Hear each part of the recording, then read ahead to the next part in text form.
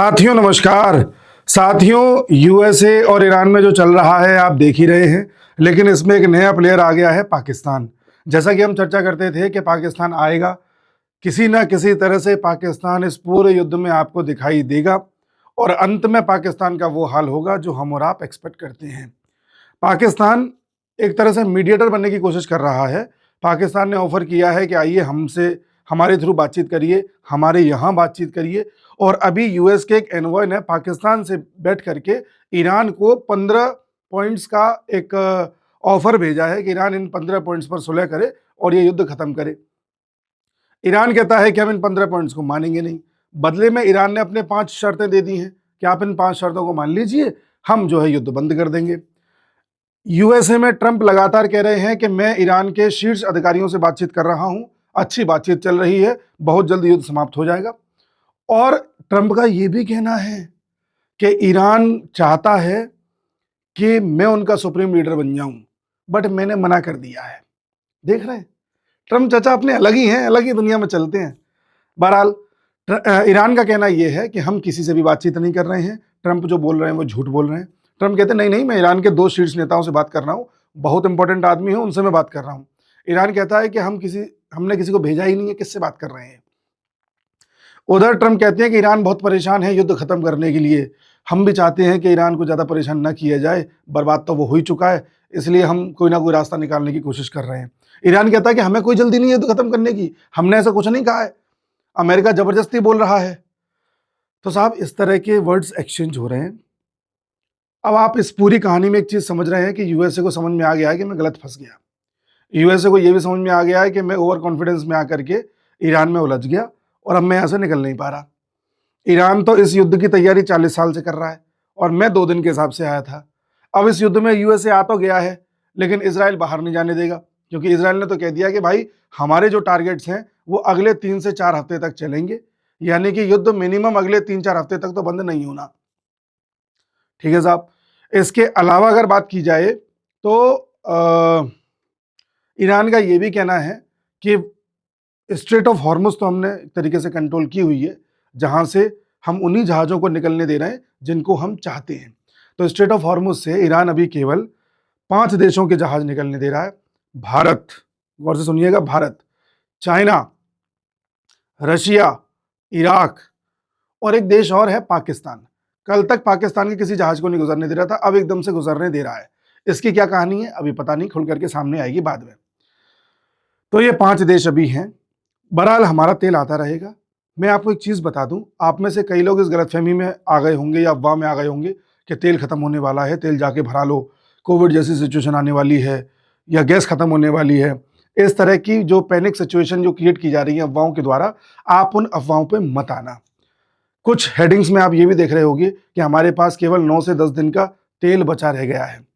हमारे पास 9 से 10 दिन का बचा रह गया तेल नहीं है, हमारे पास 9 से 10 दिन का स्ट्रेटेजिक तेल बचा हुआ है। स्ट्रेटेजिक तेल का मतलब होता है स्ट्रेटेजिक पेट्रोलियम रिजर्व होते हैं। इन रिजर्व्स का इस्तेमाल तब किया जाएगा जब हमारे पास तेल के सारे सोर्सेस खत्म हो चुके होंगे। अब तेल कहाँ कहाँ होता है? तेल अंडरग्राउंड एक तरीके से केव्स बनाई जाती हैं, उनमें भी होता है, जैसे ये है। ठीक है।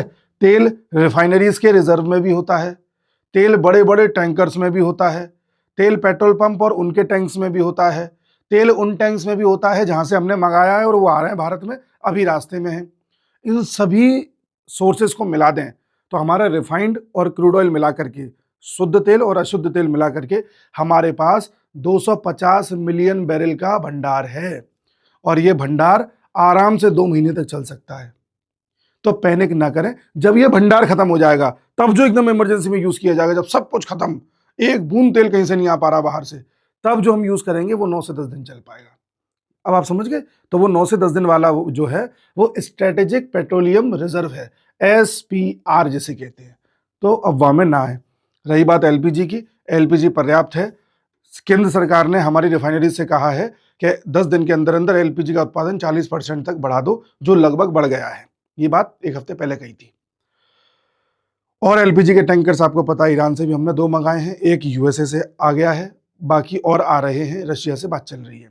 एलपीजी को लेकर के भी पैनिक ना करें।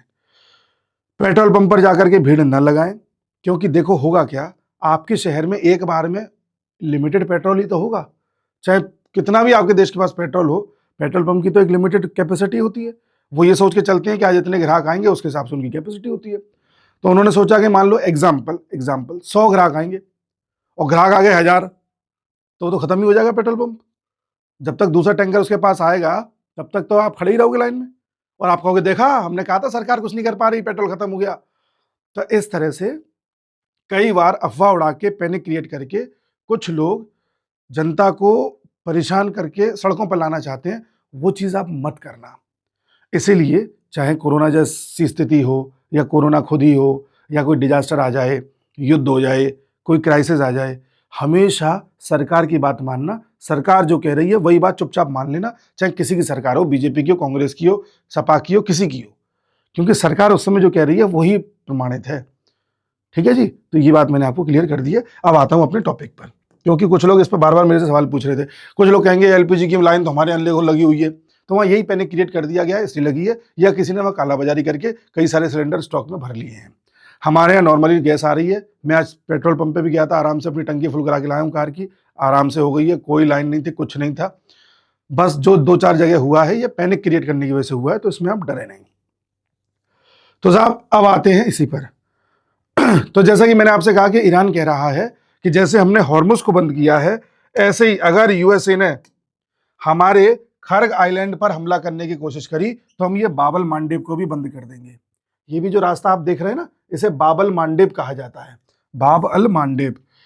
तो अगर मान लो सऊदी अरेबिया यहां से कोई जहाज इधर इंडिया की तरफ भेजना चाहे तो ये रास्ता बंद होने के कारण भेज नहीं पाएगा। पूरी दुनिया में जो ऑयल की सप्लाई होती है पेट्रोलियम की, वो स्ट्रेट ऑफ हॉर्मुज से करीब करीब 20% सप्लाई यहां से होती है, और पूरी दुनिया की लगभग 12% सप्लाई यहां से होती है। जैसे मान लो कोई चीज़ आप यूरोप से भी मंगाओगे ना, तो यूरोप से मेडिटेरेनियन सी में आएगी, मेडिटेरेनियन सी से यहाँ पर पतली सी सुएज कैनाल है जो मानव निर्मित है, मानव ने बनाई है, प्राकृतिक नहीं है। यहाँ से होता हुआ फिर जहाज ऐसे होता हुआ फिर यहाँ से ऐसे आता है। ठीक है, तो ये जो यूरोप से आने वाली सप्लाई है ये भी बाधित हो जाएगी, सऊदी से आने वाली भी बाधित हो जाएगी, इजिप्ट से आने वाली भी बाधित हो जाएगी, तो ये दूसरा रास्ता भी बाधित हो जाएगा। ईरान ने धमकी दी है अगर यूएस ने हमारे खार्ग आइलैंड पर कुछ भी किया तो हम यहाँ पर आफत मचा देंगे। खार्ग आइलैंड की पर यूएसए पहले भी हमला कर चुका है। यहाँ से ईरान का 90% ऑयल एक्सपोर्ट होता है इस पूरे क्षेत्र में। यहाँ से ईरान का 90% ऑयल एक्सपोर्ट होता है, यहाँ से बेचता है ईरान। और यूएस कहीं ना कहीं ऐसी प्लानिंग कर रहा है कि इस पर अपनी ट्रूप्स भेज के इस आइलैंड पर कब्जा कर लो। उसके बाद ईरान क्या करेगा, एक तो इसे बंद करेगा, दूसरा ईरान ने यह भी धमकी दी है कि अगर यूएस ने ज़्यादा अपना एक्सक्लेशन किया तो यहाँ पर जितने भी ये देश दिख रहे हैं ना आपको गल्फ के, इन देशों के डीसैलिनेशन प्लांट्स होते हैं जो सागर के पानी को रिफाइन करके पीने योग्य बनाते हैं। अब इन देशों के पास नदियां तो है नहीं, पानी के स्रोत भी नहीं है, यहाँ पर तेल तो खूब है, पानी नहीं है, इसलिए यहाँ पानी तेल के भाव में बिकता है, तेल पानी के भाव में बिकता है, जैसे हमारे भारत में है। तो ये लोग क्या करते हैं, समुद्र के पानी को ही रिफाइन करके पीते हैं। तो ईरान ने कहा है कि मैं इन प्लांट्स पर हमला कर दूंगा, सब प्यासे मर जाएंगे।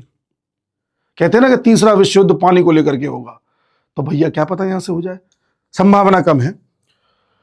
तो अभी ये चल रहा है। अभी कुछ दिन पहले ईरान के राष्ट्रपति ने भी माफी मांगी थी गल्फ नेशन से कि भाई हम माफी चाहते हैं कि हमने आप पर अटैक किया, बट क्या करें, मजबूर हैं। तुरंत ईरान के राष्ट्रपति को वहां के IRGC ने फटकार दिया। IRGC, Islamic revolutionary guard corps, जो फौज वहां पे अभी लड़ रही है यूएसए से। इस समय ईरान देखा जाए तो इन IRGC ग्रुप्स के कंट्रोल में चल रहा है। ठीक है, इन सबका कोई एक मालिक नहीं है, सब अपने अपने हिसाब से चल रहे हैं। ऐसी कई टुकड़ियां हैं जो पूरे ईरान की तरफ से लड़ रही हैं और अपने हिसाब से ईरान को भी चला रही हैं। तो मे भी संभावना है कि जो ट्रंप बोलते हैं कि मैं ईरान के बड़े नेताओं से बात कर रहा हूं, वो ईरान के स्पीकर हो सकते हैं, उनका नाम मैं भूल रहा हूं, तो लेकिन उनकी बात कोई नहीं मानेगा, ईरान के राष्ट्रपति की बात अभी कोई नहीं मानेगा, क्योंकि ईरान अभी इनके कंट्रोल में चल रहा है। इसलिए ट्रंप कुछ भी बोलते रहे, कोई फर्क नहीं पड़ता। एक न्यूज और आई थी कि ये आप देख रहे हैं बुशेर न्यूक्लियर प्लांट, ईरान में यहीं पर एक छोटा सा न्यूक्लियर प्लांट है जिस पर अभी हमला किया था इजराइल ने, और संभावना है कि यहां से कोई रेडिएशन लीक हो सकता है। अभी तक ऐसी कोई खबर नहीं आई है, पर रेडिएशन लीक होने की संभावना है। अगर यहां से रेडिएशन लीक हुआ तो हवा में उड़कर ये रेडिएशन इन देशों में भी पहुंच सकता है, और कुवैत में भी पहुंच सकता है। इसलिए कुवैत ने अपने नागरिकों से कहा है कि अगर रेडिएशन लीक होने जैसी स्थिति आए तो आपको क्या करना है। वो अपने नागरिकों को रेडिएशन लीक के लिए तैयार कर रहा है। ठीक है, तो ऐसी खबरें अगर आप कहीं सुन रहे हैं तो आप ये मत समझना कि ईरान पर न्यूक्लियर अटैक होने वाला है। एक्चुअली इस पर अटैक ऑलरेडी हो चुका है उसके न्यूक्लियर पावर प्लांट पर, जिसकी वजह से रेडिएशन लीक होने की संभावना है। तो ये एक न्यूज़ है जिस पर लोग अफवाह में आ गए थे कि पता नहीं क्या अटैक होने वाला है कि क्या हो रहा है। ठीक है, उसके बाद जो हमारा मेन ये थंबनेल है, एक तरह से मीटिंग चल रही है, मीटिंग पे मीटिंग चल रही है, कीजिए मीटिंग मीटिंग मीटिंग, सुना होगा आपने। तो पाकिस्तान में कोशिश की जा रही है कि मीटिंग्स की जाएं। अभी यूएस के कन्वॉय की मीटिंग हुई भी है जहां से 15 पॉइंट्स भेजे गए थे ईरान को। तो पाकिस्तान यहां पर एक चौधरी बनना चाह रहा है, मीडिएटर बनना चाह रहा है। इधर भारत में देखा जाए तो कल सर्वदलीय मीटिंग बुलाई गई थी, यानी अलग अलग दलों को बुला करके सरकार ने उनसे मीटिंग करी थी। इस मीटिंग में गौर करिएगा, जो प्रमुख विपक्षी दल है कांग्रेस, उसके प्रमुख नेता राहुल गांधी आए ही नहीं थे। अब कल को राहुल गांधी कोई अफवाह उड़ाएं, सरकार से सवाल पूछे तो उनका क्या हक बनता है। बोलते हैं कि मुझे केरल जाना था, यहां एक इंपॉर्टेंट मीटिंग हो रही है, सभी दलों को बुलाया गया है, आपको केरल भागना है।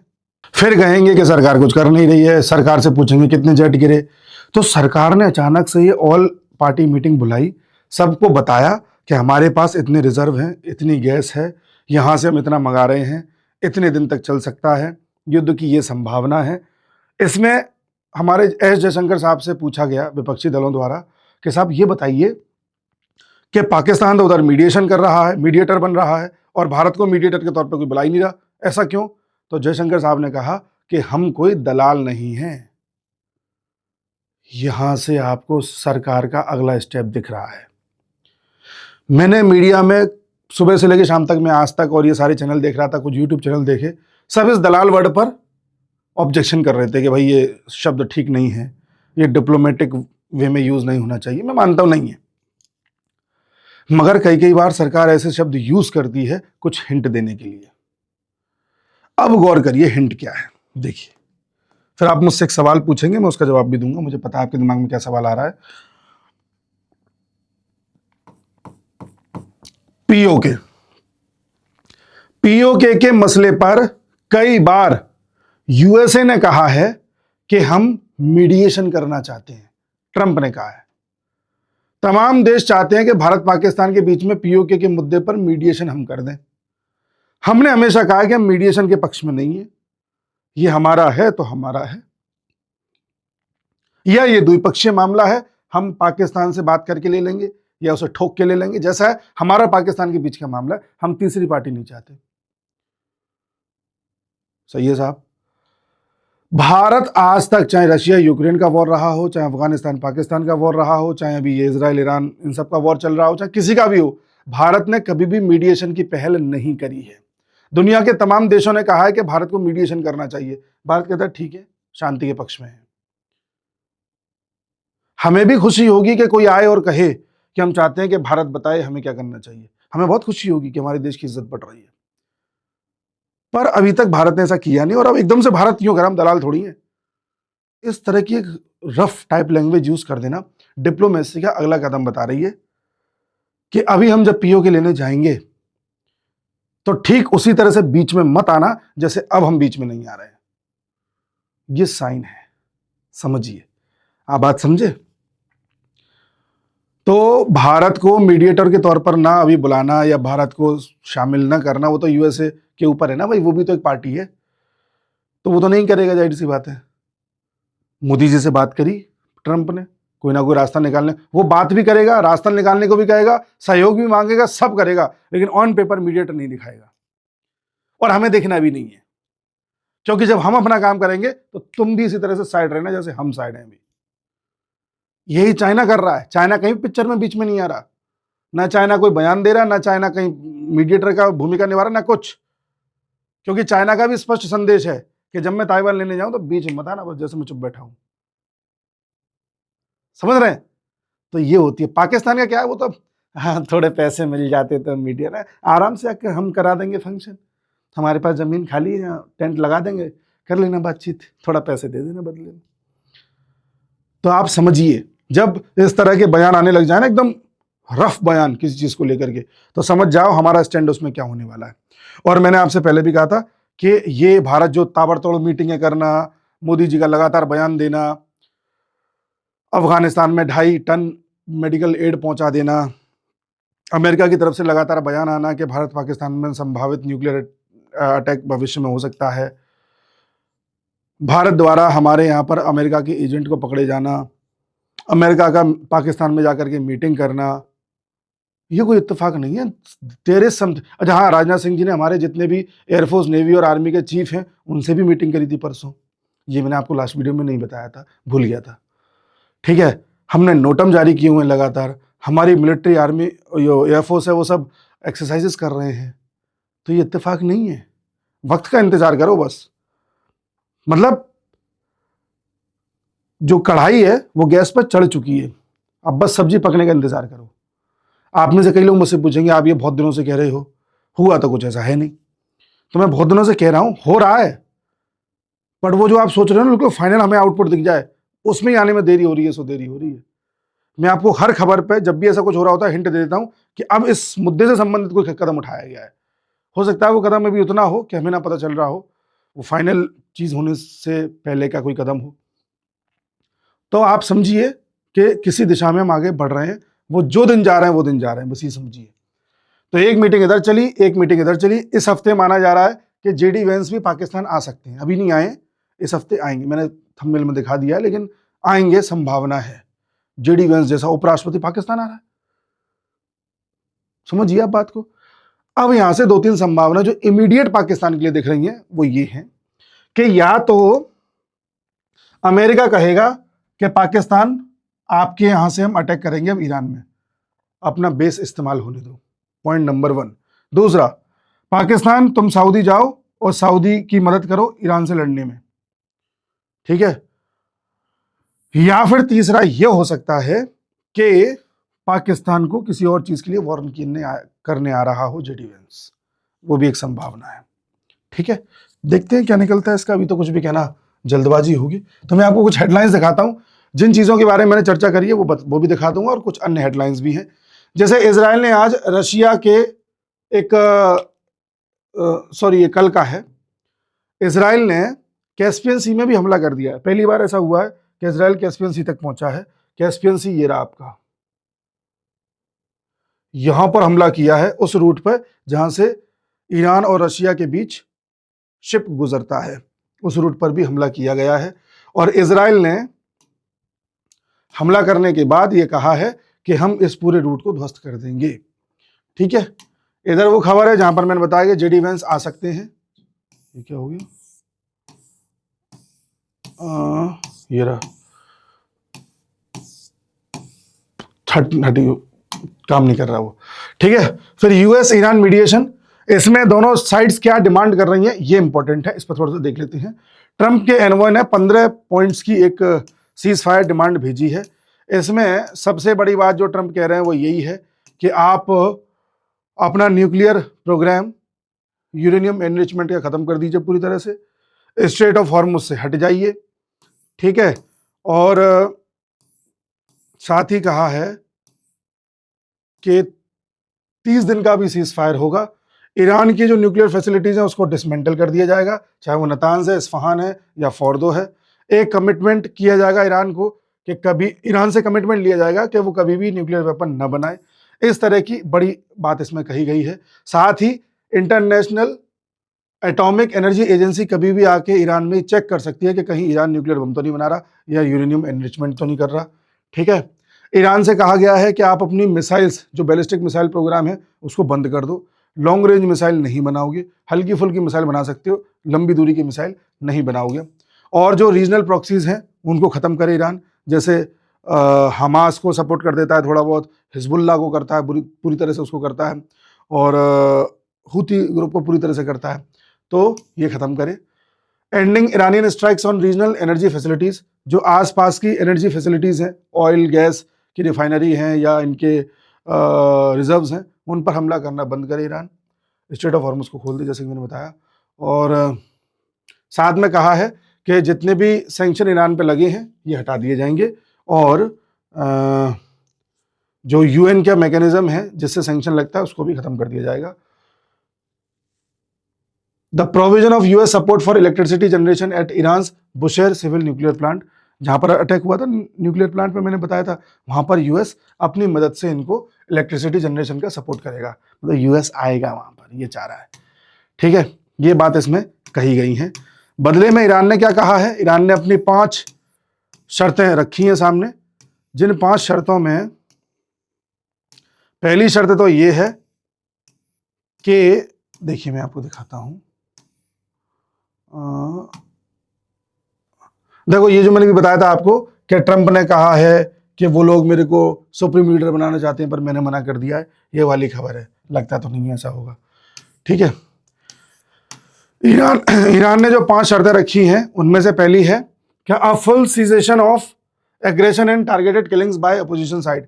ईरान कह रहा है कि हमारे ऊपर जो हमला किया जा रहा है अमेरिका इजराइल के द्वारा वो पूरी तरह से रोका जाए। दूसरा, साथ ही ये बताया जाए कि हमारे यहाँ जो भी डैमेज हुआ है या रिपेयर में जो कॉस्ट आएगी वो सारा पैसा हमको दिलवाया जाए। साथ ही ये कहा है कि आगे की भी गारंटी दी जाए कि हमारे ऊपर कभी भी हमला नहीं होगा। इसके अलावा ये कहा है